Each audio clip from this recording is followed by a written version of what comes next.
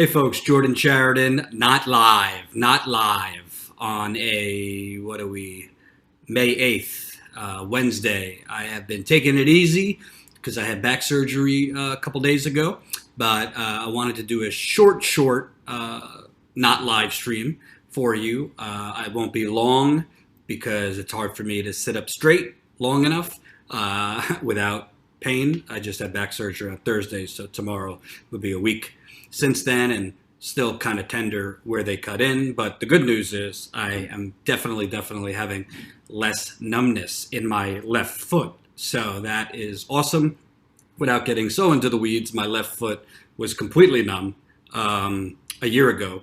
So I had my first back surgery because my herniated disc was pressed up on my sciatic nerve. And that sciatic nerve, that if your sciatic nerve is being pressed on by your disc, you're going to have bad, spasms in your leg, your hamstring, your calf, and your foot could go numb. So that's what happened with me. And I got follow-up surgery because, long story short, the disc had hardened because of calcium deposits. Who the hell knows? So calcium deposits had hardened my disc, and my disc was still pressing on my nerve. So the surgeon cleaned that up, and already I'm feeling less numbness in my foot. But, you got to be careful, and I'm not going to be an idiot this time because last time I had the surgery a year ago, because I'm dumb, I sprinted to make a train. I got dropped off at the train station. The train was there, so I sprinted up the stairs 4 weeks after surgery, and you're not supposed to be bending, lifting, or twisting for at least 6 weeks, but you're certainly not supposed to be running. So I probably screwed up my back again by doing that. So not doing that. So I got a few things to do today. I'm going to air a really, I think, important interview that we did in Flint, our latest trip to Flint that was sponsored and paid by you, the viewers, statuscoup.com/join. Become a member as low as $5 to $10 a month. We are now just 9 members away. And that's the police. That's the sirens. They're coming for you. They're saying, if you have not become a Status Coup member, we're coming for you and you're in trouble. No, I'm just kidding. But we'll get to membership in a few minutes. Make sure you follow the checklist. We need you to smash the like button. Smash it into smithereens. Smash it like your life depends on it. The more people that press like on this non-live stream, the more people that will see this non-live stream. We'll have news about when we'll be able to go live in a little bit. Become a Status Coup member. Again, you can become a Status Coup member as low as $5 a month, $10 a month, $20 a month, or $179 annually. And this is what allows us to do the reporting that you're about to see. I'm going to air an interview with a Flint resident that I think will really move you, will really infuriate you, will really inspire you to take action yourself. So we are now 9 paying members away from 400, and this is how we grow. So if we get this membership up, again, statuscoup.com/join, to go with our 331 patrons, that's over 700 paying members, and that is how we have the revenue to cover the campaign, to cover other stories. We're not just going to Flint, folks. We got a lot of other places on our mind, and if you've been following us, we've been I think we're a year and a month old now, Status Coup. Actually, Status Coup is not even a year old. We officially made it Status Coup in the fall.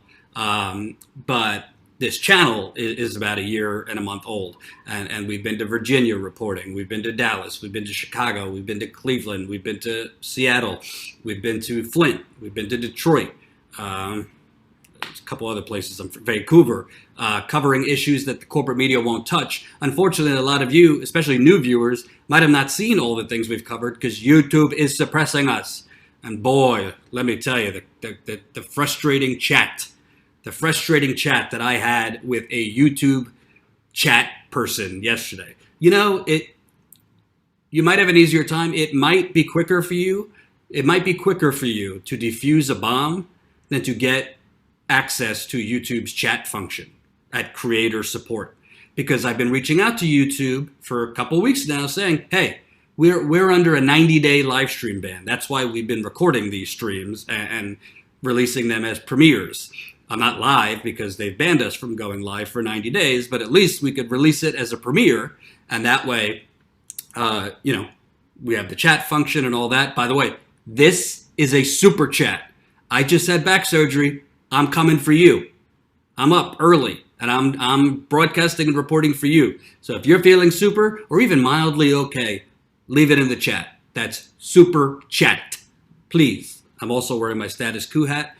So I'm feeling very super and very, what's the word? I'm feeling very status coup-y. I just coined that, status coup-y.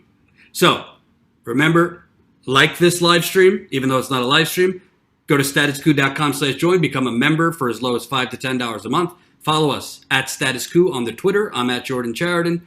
Please subscribe to our podcast. That's very, very important. All it takes is a couple minutes. Go there.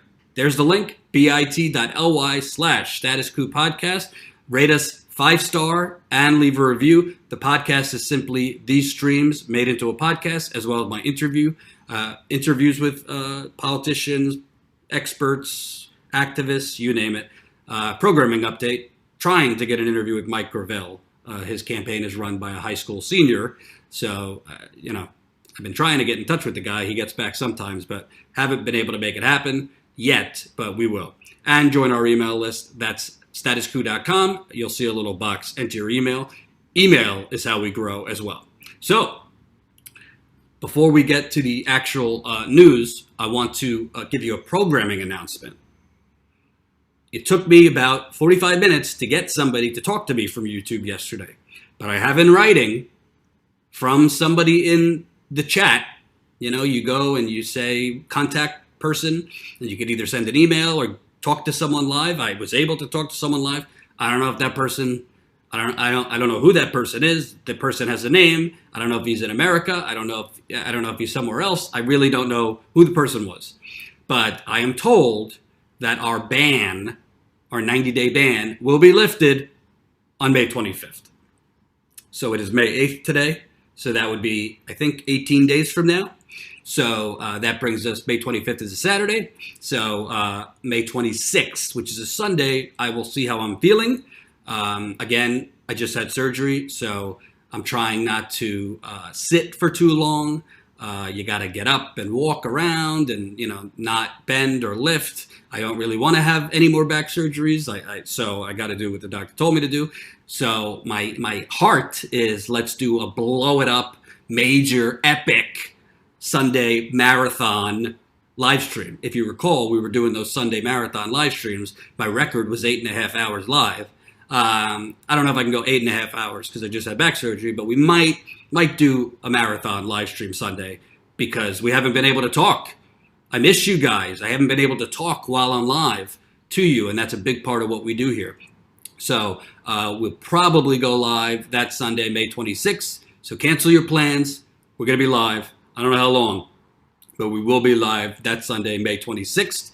And somebody asked me, well, how do you know YouTube's not going to do it again? I don't.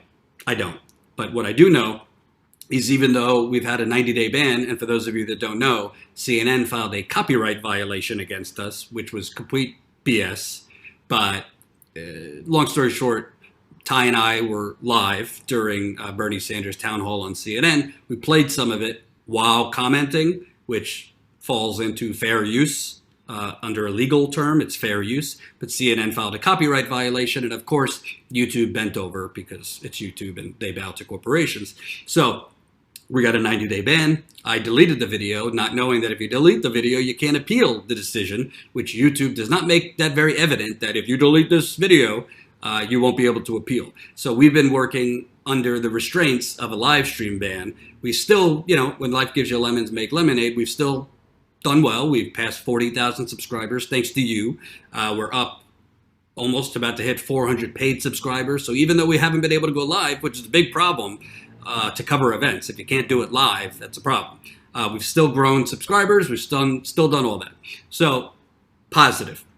The other thing is, so we're going to be able to go live, hopefully. The other thing is, I'm really going to harp on this one last time because I probably won't be broadcasting again this week. I'm just doing this for a short period of time today, just because my back, I can't sit long enough to do it every day yet. But we really need you to be the media revolution.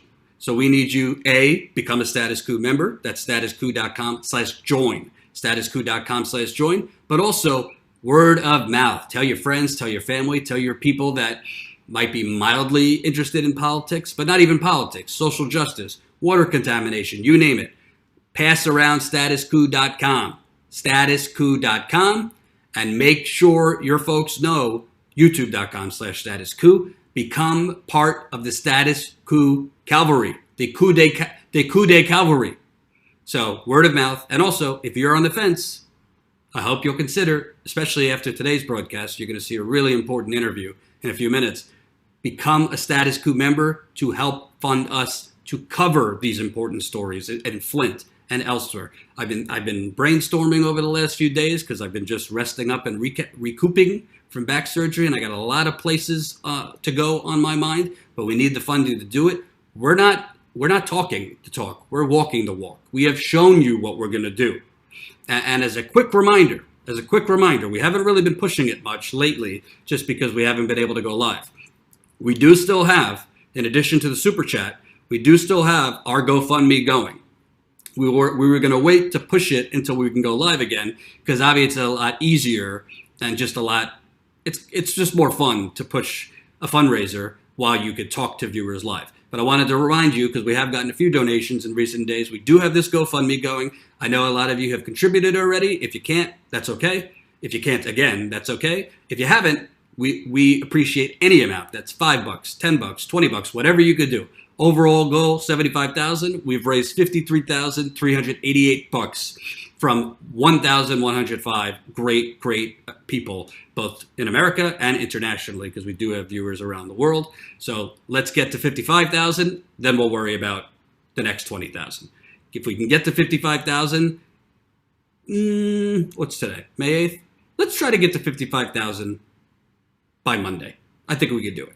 And Jen has been doing a great job filling in for me while trying to wrangle in 2 kids. She's got 2 kids, so she's recording while trying to pick one kid up from the bus and another kid up from the bus, and doing the marketing for Status Coup and doing a lot of other things. So thanks to Jen.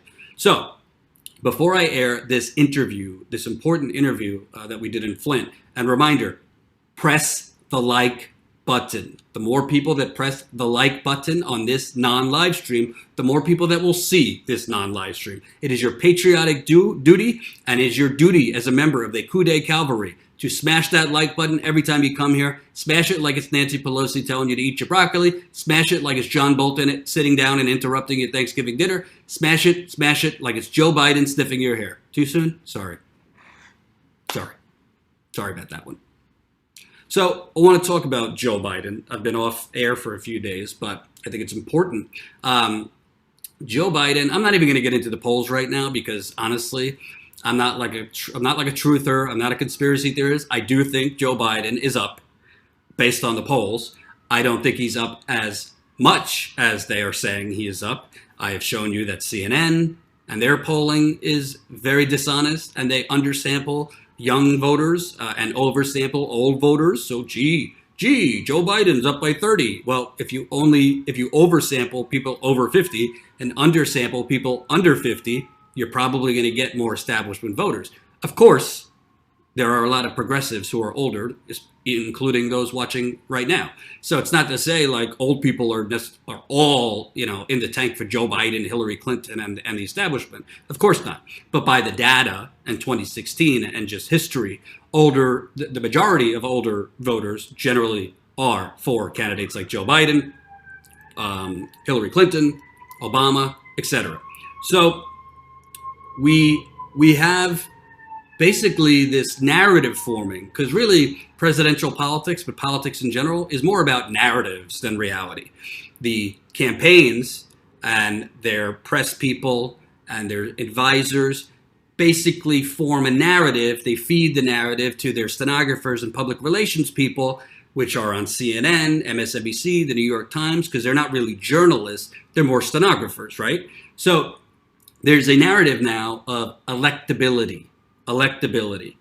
And that narrative says that, do you want to go with your heart or your brain? And we heard this in 2016, because your heart might want Bernie Sanders. This is what we're being fed. But your brain, the way to beat Trump is Joe Biden. This is complete and utter bullshit. Oop! Demonetized. Sorry. Super chat. Swear jar. Let's go. This is a complete nonsense, of course. It's not backed up by any data. But the narrative is the narrative. And tell the lie, repeat the lie, repeat the lie, repeat the lie. It becomes the truth. This is the old authoritarian playbook. So this myth that Joe Biden is the most electable versus Donald Trump. The bottom line is the election will again be decided in Wisconsin, Michigan, Ohio, and Pennsylvania. I also think Arizona could be in play. I don't think Florida will be in play as much. I think Trump will probably win Florida again. Florida is, generally speaking, it's a swing state, but it's becoming more Republican for reasons I don't understand. So I think Wisconsin, Michigan, Ohio, and Pennsylvania. I do think Arizona might be in play. And there might be, some states in play that we're not thinking of yet. Well, that remains to be seen. But we know those Midwest states are basically in play. Wisconsin went Democrat until 2016. Wisconsin voted for a Democrat for president every time since 1984. So 2016 was the exception to the rule. Michigan, generally speaking, had gone for Democrats for a very long time. Pennsylvania, generally speaking, is Democrat. So then you look at, if these are the states that this is based on, then you look at who has a better chance in those states. Narrative, again, the word narrative. The narrative is middle-class Joe, Union Joe, all these things. But do you think a lot of those people in Michigan, Wisconsin, Ohio, and Pennsylvania, before 2016, do you really think that they ever knew that much about Hillary Clinton? Like, they weren't voting for Hillary Clinton as a senator. She was a senator in New York, right? So the voters in Wisconsin, Michigan, Ohio, Wisconsin, Michigan, Ohio, Wisconsin, and Pennsylvania, they were introduced mostly to Hillary Clinton's record in 2008 when she ran the first time, 2016. Sure, of course they knew about Bill Clinton, but they probably didn't really know, what Hillary Clinton was for or against, what she was running on as a senator in New York. I mean, I don't really know every senator's record from other states that I'm not in. I mean, I do because I cover politics, but as normal people don't. So the point is, most of this narrative, again, about Joe Biden being like, a union guy and for the people, and, he's the perfect blue guy for blue collar workers, is just mythology. It's not based on anything other than corporate media, propaganda, and spin. And I will tell you, because I had the benefit or the trauma of covering many, many, many Trump rallies. I probably covered Trump rallies / events 30 to 40 in 2016. Those voters, their number one voting issue was not Russia. Their number one voting issue wasn't even healthcare. Their number one voting issue was NAFTA and immigration, because a lot of them have been brainwashed into thinking that immigrants are what's taking their jobs. But on NAFTA, they were right, and they are right. NAFTA was a disaster for Ohio, Michigan, Wisconsin, and Pennsylvania. It also wasn't so great for Illinois and other industrial states that still go Democrat. So I guarantee you, and I have read a lot of these polls, most of these polls say the same voters that favor Joe Biden don't know most of his record in the Senate. The majority of the people in these polls, when asked, are you familiar with Joe Biden's record as a senator, this and that? I think the last poll I read showed 51% said, no, not familiar at all. We are a lifetime away from the first primary.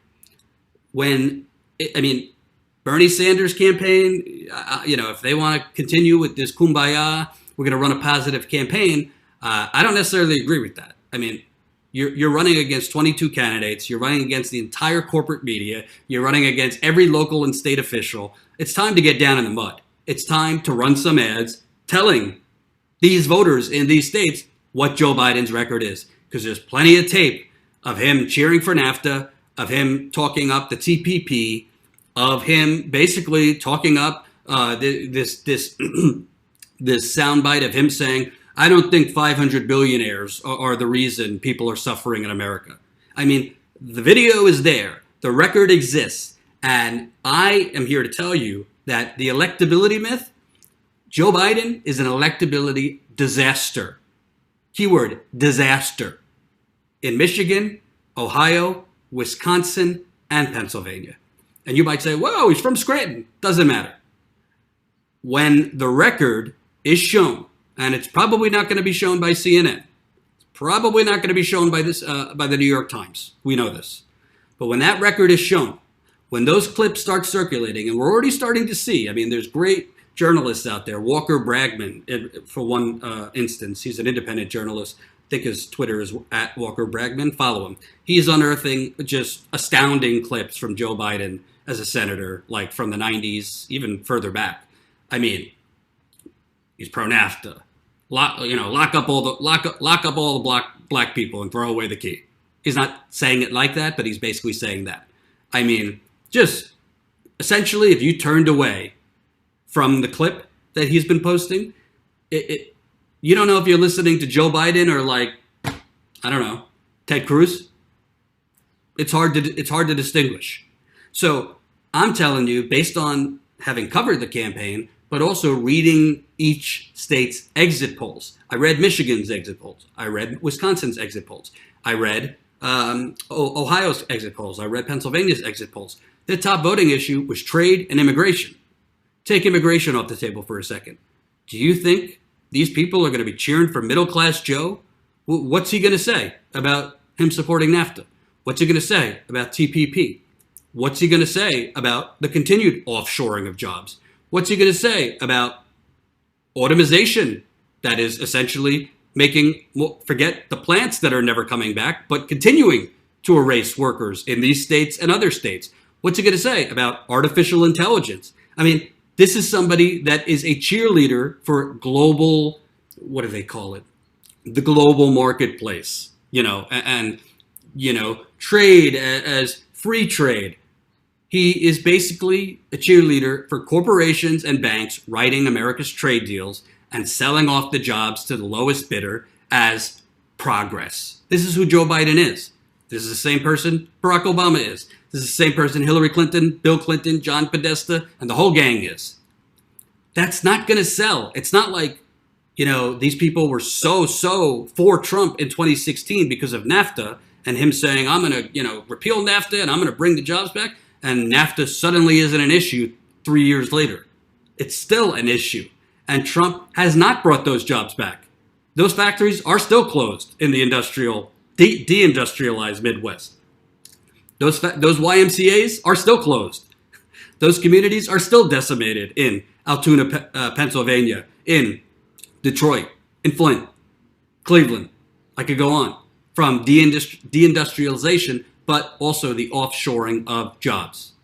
So Joe Biden, unless he does a full mea culpa and says, I was wrong, I've learned from my past, and we need to get much tougher on trade. We need to, have safeguards in for workers that are displaced, universal basic income, whatever. None of that stuff's going to happen because his donors won't allow it. And Jen, definitely check out the video Jen did this morning.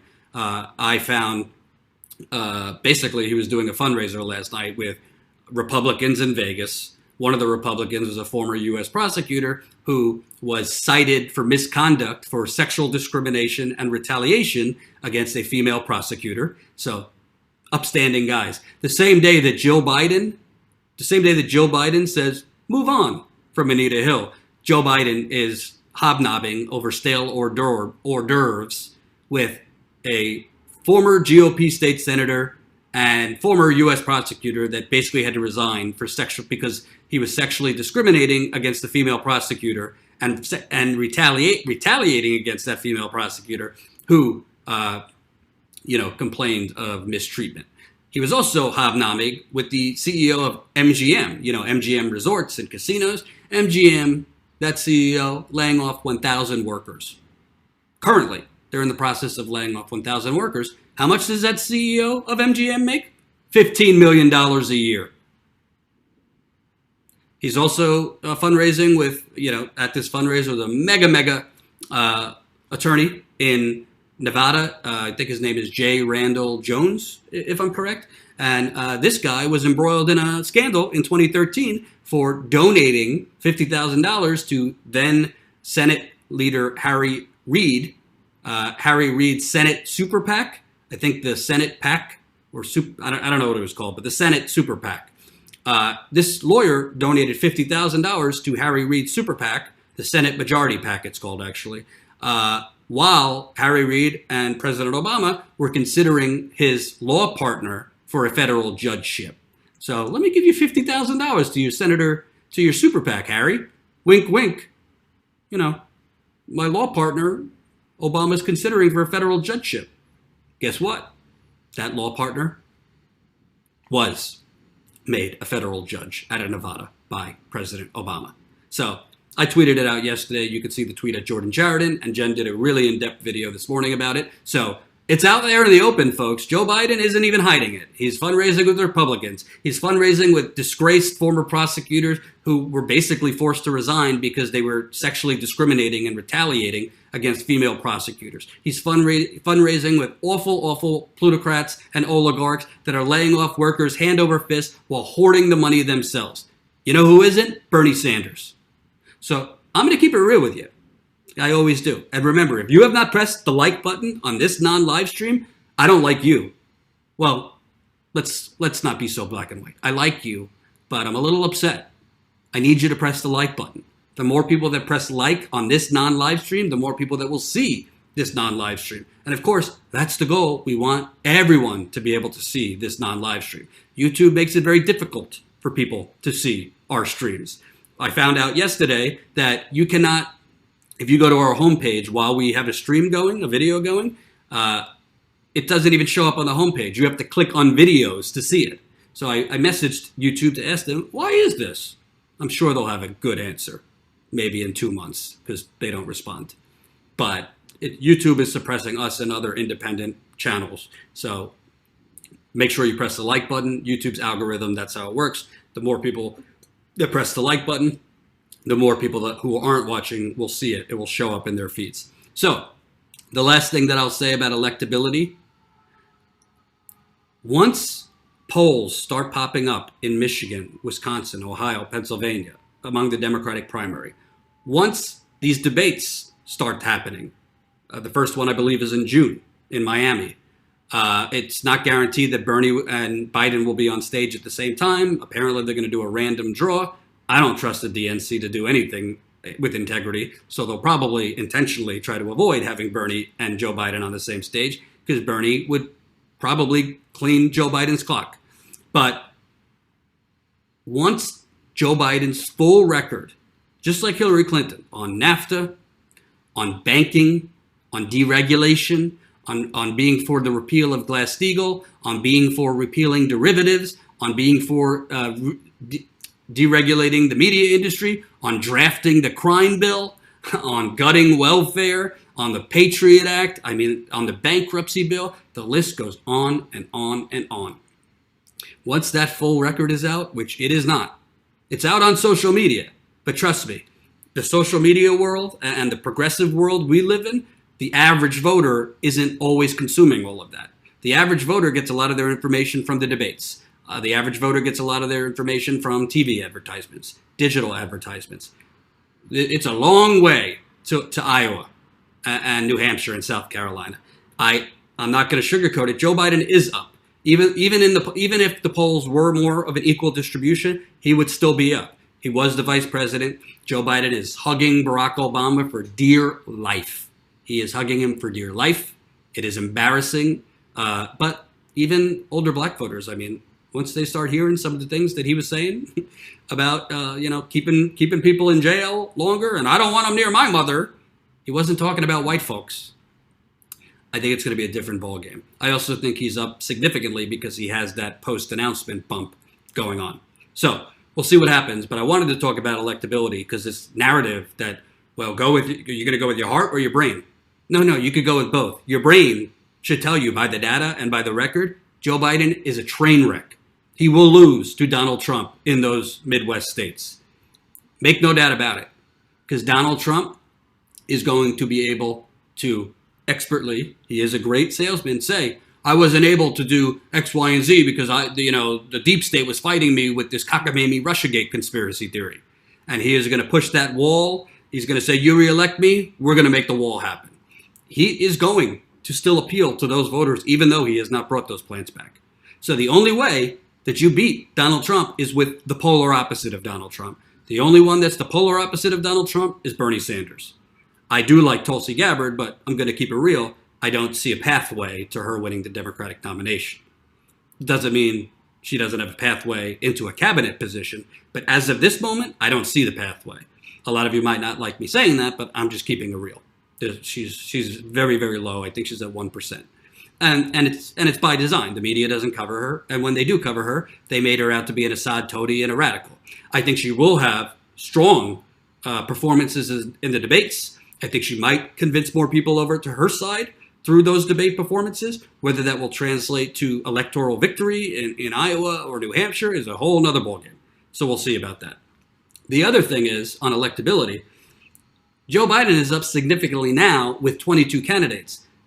There's not going to be 22 candidates by Iowa, New Hampshire, and South Carolina. There probably will be candidates that drop out before even Iowa.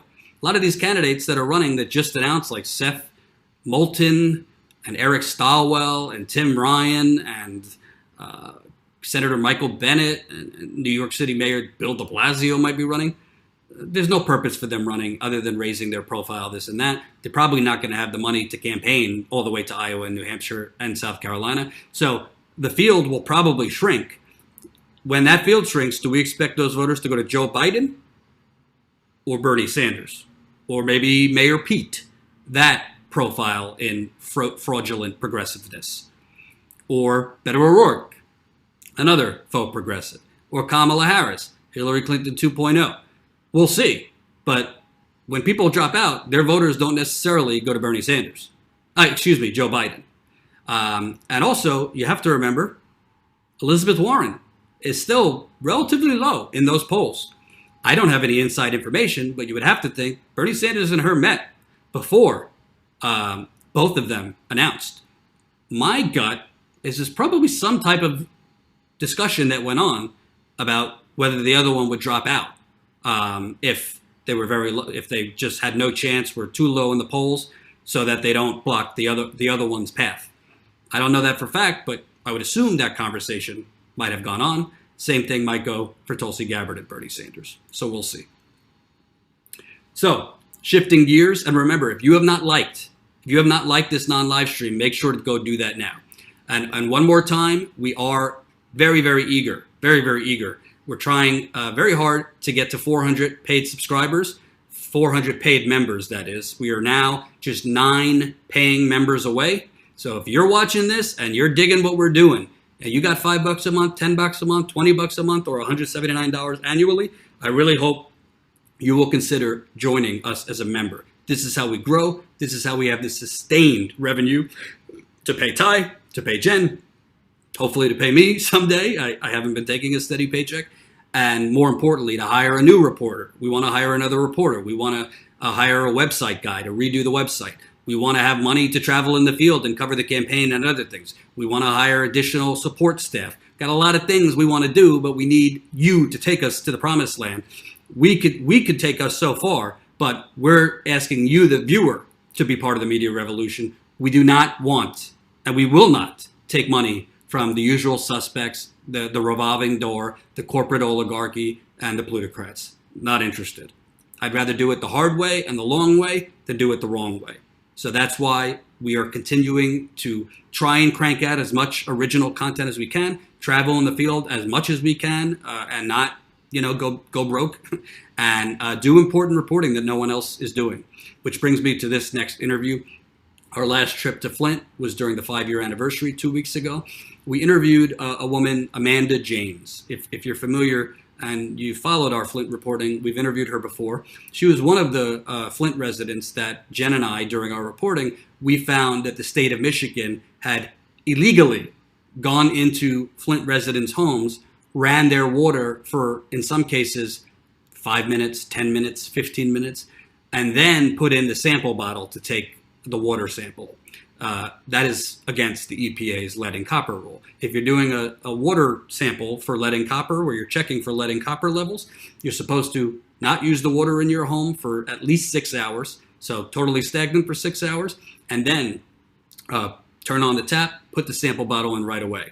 Letting the water run, called flushing, is actually illegal.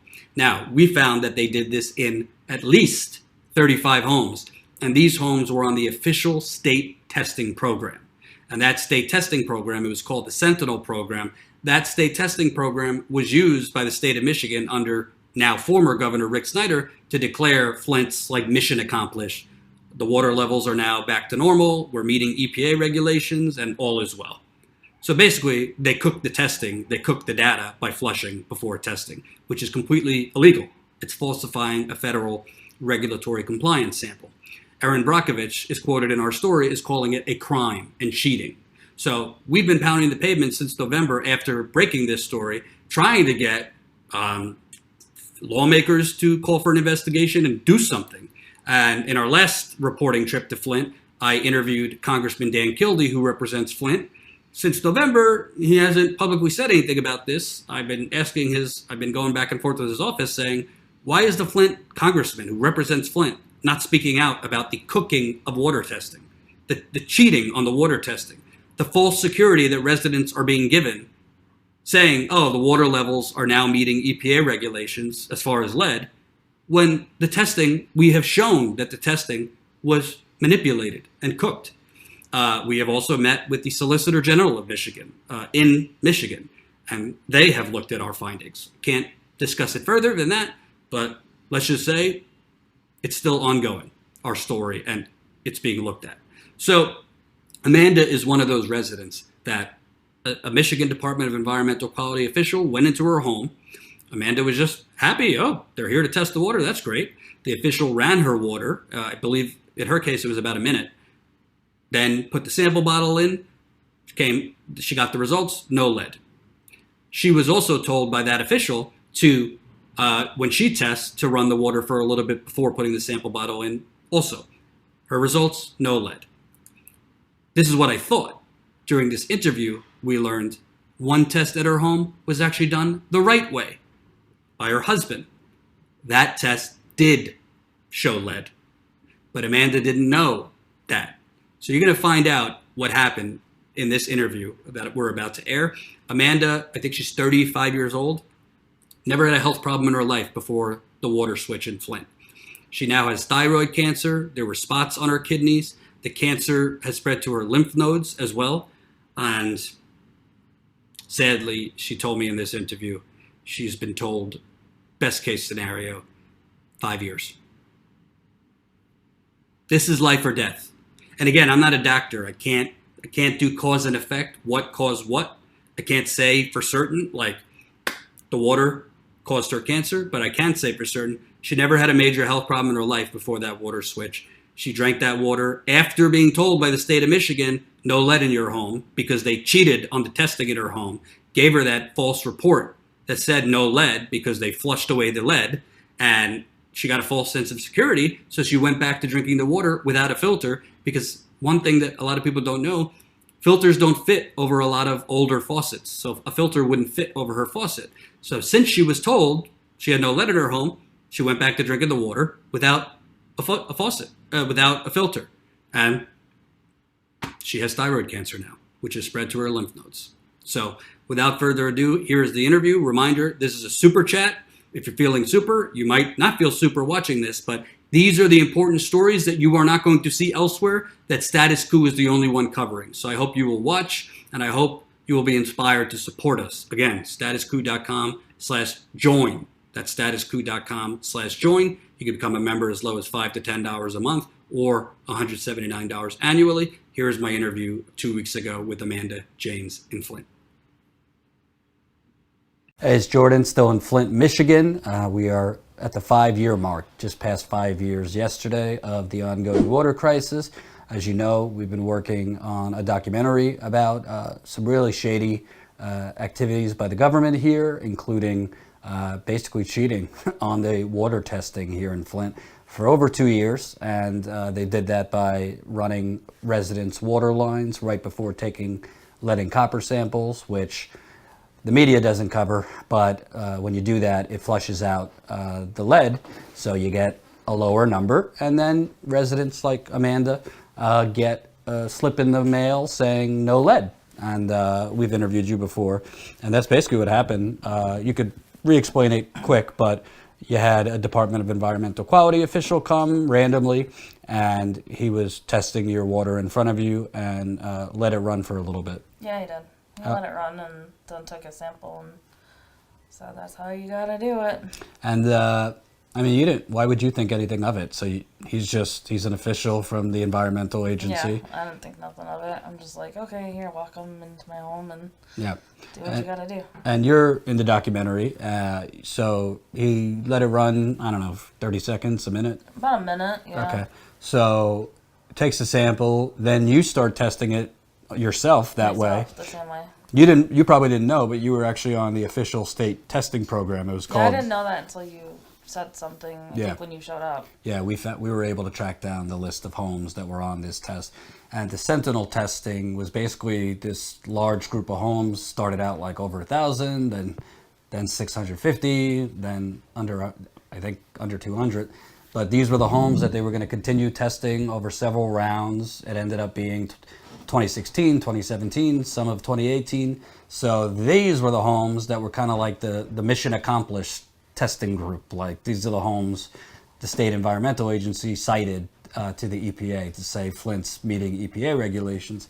But what's interesting, and I just learned this today from you, so the test that DEQ, the official, came and ran, came back no lead. No lead, high in copper. High in copper. Then the ones you ran yourself, because actually residents were supposed to be doing the testing, not state officials. The state official coming to run your water was actually, according to the EPA, the state was supposed to drop the testing kit off for you to do, not do it themselves. So that's one violation right there, on top of illegally testing her water. So you then do it following the directions. So you ran it for how long yourself? I don't know, at least a minute. I know that the water wasn't still either, because I didn't tell the kids not to flush or do nothing. They just did what they did every day. So I was just like, just run it, get it, and be done, set it outside, and they'll come take it. Yeah. Which is sometimes they want to come take it for like 2 or 3 days. Right. So your kids use the water in the morning like normal. Yeah. You ran it for like what? Minute, 2 minutes, I don't know. Just I had it running and was doing other things, and I was like, okay, I'll just take it. And then you took the sample. So the results for that was also no lead. No lead, high in copper. Right. So I didn't know this, but your husband. My husband did one, and I didn't know that until he watched your documentary, and he's like, Amanda, I did do it once, and it came back with not copper. It was high in copper, always high in copper, but then it had lead. I was like, which one? He's like, the one I did. And I set it outside. And I'm like, I didn't know you ran one. And he's like, yeah, I did. And when he tested it? When he tested it, it came back with lead. But when he tested it? He didn't run it, nothing. He did it when everyone was asleep, and it's been, first thing in the brand new morning before he knew anybody did anything. So he just did it. Of your home, DEQ came, they ran the water, they get no lead. You do it because he said, do it the exact way I did it. You get no lead. Your husband does it the proper way. Right. And I got to talk to him, but from what you remember, it was low. It was like 2 parts. It was like 2. It wasn't that high, because even when I called the guy for you to try to get the results, any results that he had, he said that there was one that had lead in it. And I was like, what? Well, I don't remember seeing that one. And he's like, and then that's the last time I talked to him. I was like, because I asked him, could I get that one? No. But the thing is, and this is interesting, So, okay, they say the EPA's limit is 15 parts per billion. So they claim anything under 15 parts per billion is technically safe to drink and consume. However, they are saying that with a filter. So and we didn't have a filter until, I think, what was this, 2018? Probably the end of 2017, or when they started coming around with the plumbers. Right. So basically, because the results said no lead in the ones you did and DEQ did, and because the one your husband did was low, you went back to drinking it, but without a filter. Well, I mean, we always had been drinking it because we couldn't put a filter on there. We couldn't do, there's nothing we could have done. I mean, we got bottled water, but honestly, that bottled water was only going so far. Right. But because it said no lead. But because it said no lead, we just kept just doing it. We're just like, And your husband didn't think not to drink, that you couldn't go back to drinking without a filter because it was low. Yeah. Right. So. But it was kind of this, it's really interesting because it is another example of the difference between the flush testing they were doing. And then his test. I was just like, it always came back in high in copper, which I didn't. And by the way, he could have done it the right way, and that morning it shows up at 2 parts per billion. But lead is, the accumulation is different every single day. So different times of the day too. So when he did it might show up at 2 parts per billion. Could have done it the right way another day. It shows up at 4 parts per billion. It just fluctuates. So what I'm saying is, like, I always be clear not to do cause and effect. We're not doctors. But you went back to drinking without a filter because most of the tests said no lead. And one of those tests said lead. So you were basically drinking for probably a year, water with lead, according to them, low amounts, but still without a filter, you're still consuming lead. Yeah. And like to remind the audience, that you had kidney spots, then they found spots on your thyroid. Yep. Then they diagnosed it. Thyroid cancer. Right. Which, is they diagnosed with thyroid cancer, but could be afflicting from kidneys and or lungs. But the oncologist thought more likely the kidneys than the lungs because I'm not a smoker. So. Right. So let's talk about, you got one thyroid lobe taken out, still waiting on surgery, possibly in the next week or two for the next round of surgeries where they'll open my whole neck up and take out that thyroid and the lymph nodes attached. So the cancer you had mentioned spread from the thyroid to my lymph nodes. So now I have lymphoma. So it's worse than it originally was because lovely healthcare. What about your kidneys? My kidneys are still. I was really sick for a month. I was just straight peeing blood, and they weren't sure what was going on. That's why they did the kidney biopsy. It was like, we gotta figure out if that's in your kidneys or if it started in your kidneys and we just didn't do nothing about it. So what did the kidney biopsy show? Nothing. It just showed it was an abnormal growth on it for some reason. They don't know. But not cancer? Not cancer. Okay. There. So essentially what you have here is a perfectly healthy woman. Yeah, fine. You were 34, I think. 34. I just turned 35 in August. So. Okay. So 2014, they switched the water. Other than like normal stuff, you really never had a medical problem? No, never. You start drinking the water. I mean, you're still continue drinking the water, cooking with the water, bathing with the water. So from April 2014 all the way to really the end of 2016, you were drinking it. Your kids were drinking it. And really, the testing, we're talking DEQ's tests, how many did you do yourself? They did one, and I did at least 3 or 4 myself, and then my husband did one, and I continued to keep doing them. Okay. Every time they were so just the overwhelming majority of the tests done at this house were done the wrong way. One by DEQ, the other one's by you because they told you to do it the wrong way. And just only one time my husband did it because it was a spare of a moment, and he was just wanted to get out of the way. So what does it say to you that this guy came into your house from your state, you pay for his salary, he intentionally tested the wrong way? I say intentionally because DEQ, the Department of Environmental Quality's own YouTube video, says, do not flush before sampling. They knew what they were doing. And then they taught the poor people probably the wrong way to do it too, because I heard that they told them to do it that way, and it's like, what the freak? Like, it's not. So, basically, he's coming in and knowingly in front of you, manipulating the testing. Then they're giving you false sense of security. Yeah. I mean, certain individuals will watch and say, well, so what? The one test that came back with lead was low, 2 parts per billion. But that's a corrosion control level. That's not a public health level. Yeah, but I mean, I'm pretty sure lead was always in there because we needed a new water heater. And that was brand new when we moved in. We've been here for 5 years. That was a brand new water heater when we moved in. Mm-hmm. So why did we need a new water heater?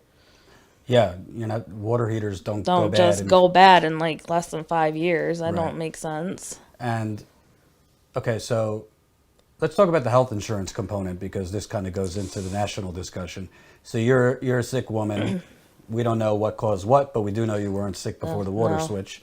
And you were kicked off your health insurance in the middle of this. Yep, right in the middle. Like, I cried, like, when I found out he was making too much money. And so they're like, you have to go get on the open market exchange. Well, if anybody's been on the open market exchange. Obamacare. Yeah, the Obamacare. It's, if I can say it, it's shit. It's just literally shit. Like, I would have probably had to take out a loan to pay for anything that I would have needed. They wanted almost $16,000 just between me and my husband. That's not including the kids. The kids will keep getting health insurance because they were poisoned. A $16,000 deductible? Oh, yeah. Oh. Yep. It was $8,000 for me and $8,000 for him. And I'm not going to lie, I lied on there to get a cheaper rate because it asked if you were sick, if you had any known health conditions. Of course, I have known health conditions. I have freaking cancer. I have a thyroid problem. I take thyroid medicine. I have to get blood work at the time it was every 3 months. It's interesting because it's supposed to be pre-existing conditions. Pre-existing conditions, you'll be fine. Mm-hmm. No. They wanted, I think we ended up having to still pay out of pocket $150 a month for insurance that we weren't using. And then the government paid like $400, $500, I think it was. Wow.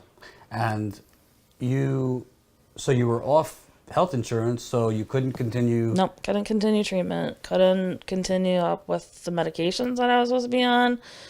And if anybody has thyroid problems, you can just send yourself even sicker not taking thyroid medication. At one point, I was down 20, 25 pounds, back up 25 pounds when the next week it fluctuated so much. I was like, oh my God, I slept day and night. And you got 3 kids. Yeah, I would only wake up to take them, the youngest one and the oldest one, to school. My middle one gets homeschooled, and I just throw her on the computer, and I was like, okay, I'm going to go lay down. Like, my energy just started coming back. I have been able to do what I was normally doing because I'm back on my medication, back on doing what I have to do. But you were only able to get back on the medication because you got on, which is Genesee County Health Plan. Which you didn't know about at first. I did not know, no. I didn't know anything. When the DHS lady kicked us off, she didn't tell us nothing. She didn't say, there's another plan you can get on to get help. She just said, get on Obamacare. Well, that wasn't going to help nothing. I would have to go borrow money from my husband's family, who probably doesn't have money, to get, because I know my dad doesn't have money to help me. He can barely help himself, you know? And let me ask you, I'm just curious, what did you think after watching the documentary? Because I think a lot of people, it's hard to explain to people in a way that it's like, what we found, because it's a technical thing, it's water testing and this and that. But I hope from the documentary it shows in plain English. I wish my husband was here, because then he can show you. He showers in this every single day. And he's just always getting rashes. Still today. He showers every day. I try not to shower every day. I at least shower every other day and try not to be in there. I just get in and out. But he, he's a big guy, so he showers every day, and he gets just these sores on his body, and it's like. And this is what the media is saying, that it's not a actual water issue anymore. It's a trust issue. You hear this? I'm pretty sure it's still a water issue. I mean, I still don't trust. I don't trust our mayor. I don't trust our well, I mean, I don't know. The governor's new, so I didn't trust the last governor. Mm-hmm. So, I mean, honestly, I don't really trust anybody. Well, it's interesting because the last governor says a year ago he called the water, quote, restored. Okay. Yet your husband's still getting rashes. Other people we've met are getting rashes, hair loss. We've spoken with people who have nosebleeds, not to mention the autoimmune. Yeah, my new haircut isn't due because of chemo or nothing like that. I mean, it is because I was sick and had chemo. But I was trying to grow it back, kept trying to grow it back. But every time I just fall out when I take a shower. Still. And I haven't been on chemo for a while. So it's not because of that. So I would shower. Then I start getting bald spots. Like I'm still on some type of chemo. It's like, no, I can't.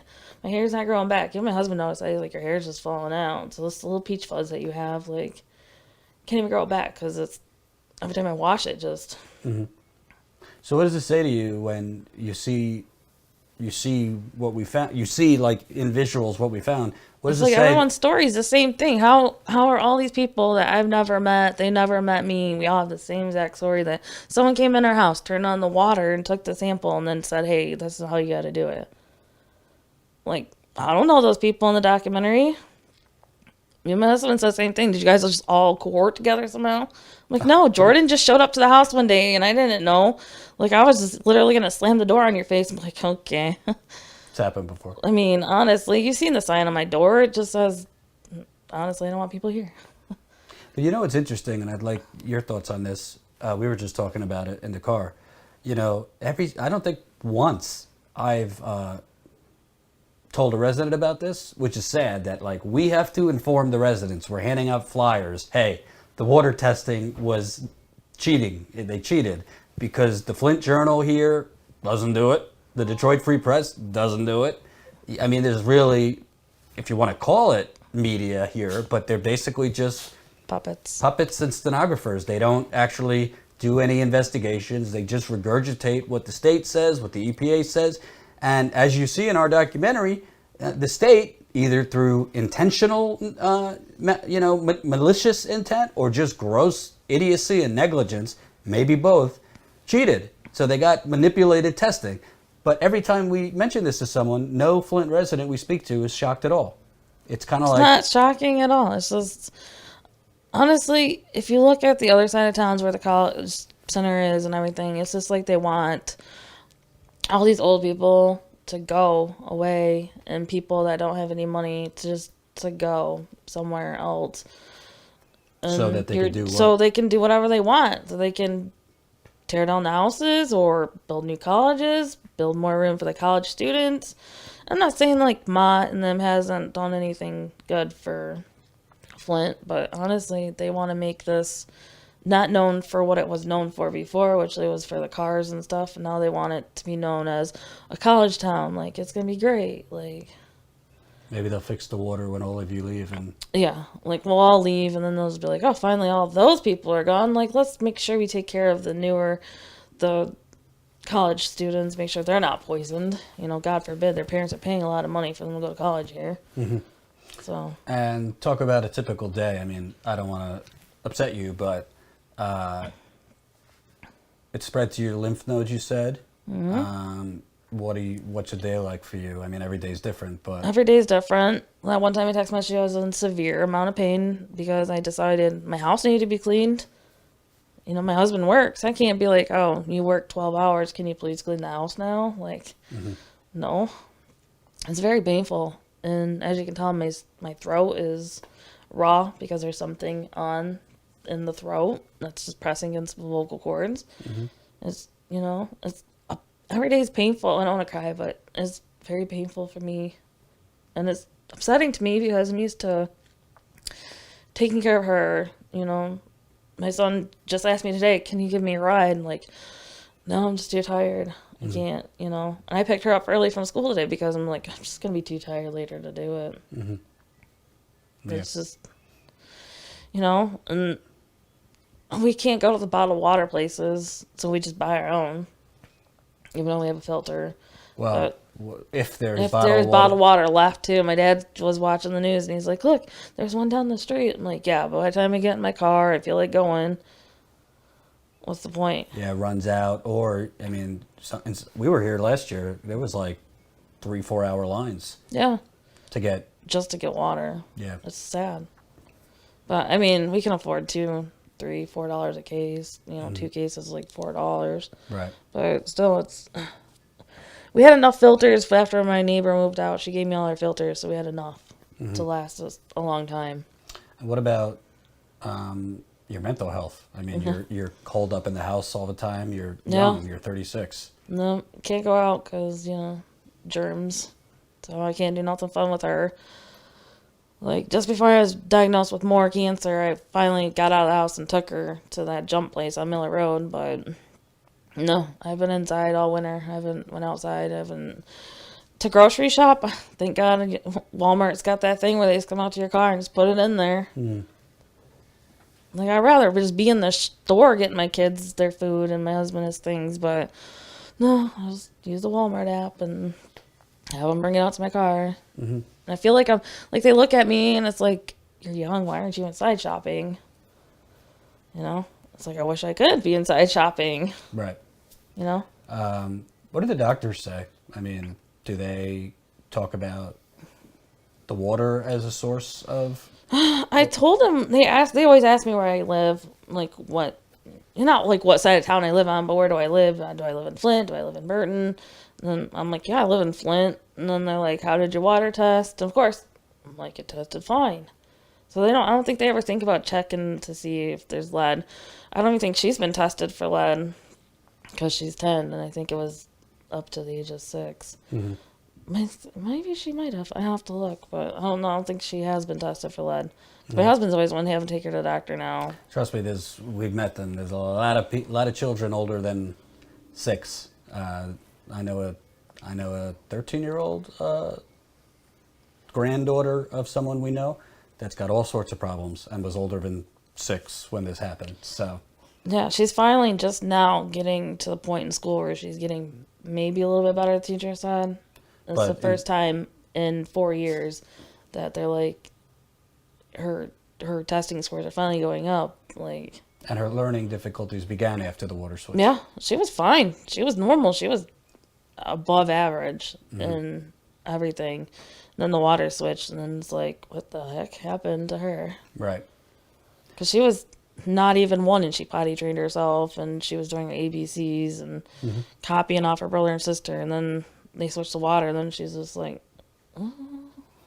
And could you explain to the audience, because I also think it's telling, you contacted the Department of Environmental Quality in Michigan to get your paperwork to show us the results. To show you the results. And what did they tell you? Which was weird. When the guy told me, I gave him my address, and he was looking them up, and then when he said that the one test came back with lead, I'm like, well, I don't remember ever coming back with lead. And that's the emails I exchanged with you from him. And he said he'd get them back to me because I said I needed them for a doctor's appointment. He never got back to me, just those few emails. Especially after that one phone call, I think I slipped up and was like, what? I've never tested for lead. And that was probably the one test that tested for lead. And he's like, oh, can't let her, get her hands on that. That's what I feel like. Maybe it's not true, but I'm assuming that it's probably true. Well, your husband said he remembered seeing on one of the papers. I mean, if we wouldn't have moved, I usually put everything on his desk. It was like in a neat file with all the paperwork, and yeah, I moved him downstairs. I think we just threw him away because we're just like, they never tested. But it's not that one that he was talking about. And last question.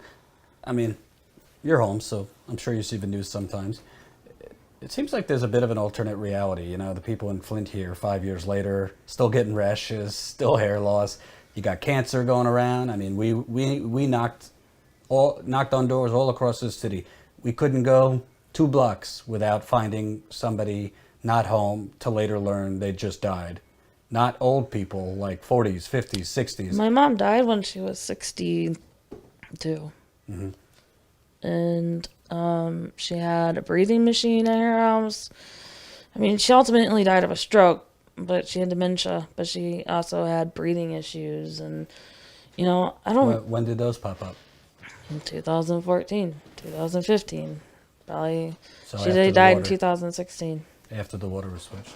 Because it seems to me, you look at our leading outlets, the New York Times, CNN, all these channels and papers, and it's Trump, it's Russia, it's Stormy Daniels, it's now the presidential candidates on the Democratic side. And you see only on the 5-year anniversary any mention of Flint. But other than that... You hadn't heard nothing about it since, for a long time. Until they water's safe to drink now. Well, with your filter, of course. Right. I don't get it. Why do you still... If it's safe to drink, why do you still have to have a filter? Then you should just be able to turn on your water, get you a glass of water, and call it a day. And also, the state hasn't acknowledged this. They kind of ignore it when the residents bring it up. What about the bacteria that could form from those filters? What about the fact that the filters go bad fairly quickly? They do. I think the filters are supposed to last you 3 months. They only last you a month, maybe. Mm-hmm. Maybe I think the last filter we had lasted 2 months, but that's with the kids being at school and the husband being at work. And there's also another element of it that doesn't get talked about, but they're only changing the service line pipes from the curb to the house. They're not touching people's interior plumbing. It's not like the river water spared your interior plumbing. It didn't. So even if they change the service lines going into the house, what about the corroded? We don't know what those pipes look like inside the home. No, if any indication what the pipe looked like when they I don't think they changed them over here. They looked at them. I think they did remove some pipes. I seen them take some out and just leave them on the ground. Mm-hmm. But they never gave us the results of if you had the bad line or not. Mm-hmm. They just dug up your yard and just kind of went on their lawn. Yeah. If one of your tests showed up with lead, doesn't necessarily mean a lead service line. No. People, most of it was probably people copper. With galvanized had lead. Some people with copper had lead. It was all over the city. So yeah, I couldn't even afford to change any pipes in here if I really wanted to. Right. That's costly. Just getting a new water heater was pricey alone. Right. And what's your message? We got a pretty sympathetic, progressive audience, but what's your message to people that are not in tune with this, that, I don't want to say don't care, but just it doesn't register that this is still a very much they're a probably crisis. still 5 years, man, come on. It's horrible. It's every day you have to wake up and think, make sure you turn on the filter, drink your water. I definitely don't drink the water now without the filter or bottled water. I don't drink. I try not to drink the water. I try not to use the water as much as possible unless I'm showering or doing the wash. I try not to give it to the animals. I try not to, at least, until the day they can tell you, hey, you can throw away the filter. You're good to go. And even then, No, I probably wouldn't. No, I'd probably always have a filter. I want to look into that other one where you can just get all through your house filter. That's costly. And what's your prognosis now? It's, I don't want to, well, she's out there, but 5 years maybe. If they can clear it all. Really? Yeah. So maybe the water will be clear before. Hopefully it's more than 5 years, but. But they say that's your best case scenario? Best case is 5 years. If they can get it all and get in there and start the treatments over again, another maybe 6 months to a year of treatments, if I can handle it. Mm-hmm. That's if I can handle it. So they're basically saying it's up to me. If I want to fight, then they're ready to fight with me. So, but it's now just really how long they could prolong. Right. Yeah. Okay. Well, if it takes me 5, 6, 10 years, we'll see. But we'll stay on this. That's horrible. I can't believe no one else figured that out. Well, you could do a lot of things. Jen over there did it with me, but you could do a lot of things if you try and just knock on doors. Because, as I always say, you don't generally find out the truth just by speaking with politicians, because they don't like telling you the truth. You find out the truth speaking with actual people and finding it. This was done out in the open. They just came in people's homes. They tested the wrong way. And what do you know? Like I say, I'm not going to be, I'm a journalist, not a doctor. So who knows Who knows? Yeah. But what I do know, and what you know, I wasn't sick before the water switch. I was Right. never sick. I was healthy. I could have kids, normal, but, So we'll keep doing it. I mean, it's not easy because, it's not just the government that people are up against. It's the media. I mean, when you can't rely, the media is supposed to challenge the government, hold them accountable. But if the media is asleep or bought or both, then how do people get the truth or accountability? yeah. I mean, the Flint Journal, frankly. I mean, I don't know them. I don't know what their staffing is. Well, no, I can tell you how the reporting goes. There was literally someone hit with a car over off of Richfield, and they said it was by the Boys and Girls Club. It wasn't even near the Boys and Girls Club. They just over-exaggerate everything, or they don't report anything. But my point is, Jen and I came here pretty much on crowdfunding, not a lot of money, and we stayed here for 3 weeks, and we knocked on doors. It was hot. So we don't live here. No. I mean, the state. It took someone that doesn't live here to figure out something bad really happened, and some people probably might still not believe it, but I really did. Right. I didn't know what was right or wrong. I just did what he asked me to. And I wasn't stupid. I wasn't sick at the time. Mm-hmm. So I knew what he was asking me, but I was like, okay, if that's how they want it tested, that's how I'll do it. Mm-hmm. And that's how I did it.